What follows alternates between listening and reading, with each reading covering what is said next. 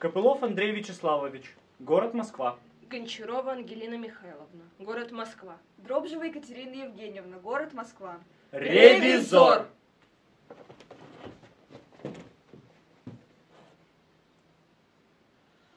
Мамице, татица и казу доби. Что мой опыт-то? Ну что желишь? Что си ти тако ветренаста? Упала се особо kao pokisla mačka. No pa šta si ti našla tako neobičnoga? Šta ti je to palo na pamet? Vladaš se dušeme kao dete od 3 godine. Ništa upravo, ništa se ne pozna da ima 18 godina.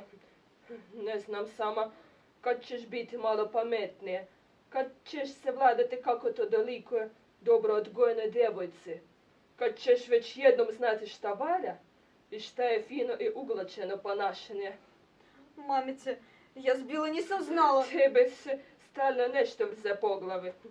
Ti se previše ravnaš po kćerima Ljapkina Cjapkina. Šta imaš na njima?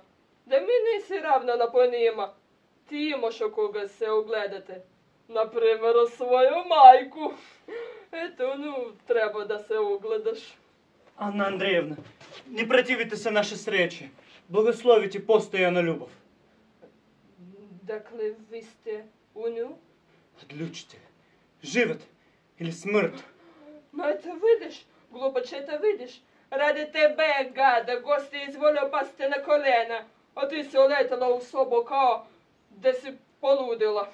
I pravo bi bilo kad je sada ne bih dozvolila. Te ti sreće ne zaslužuješ. Neću, mamice, nikad više.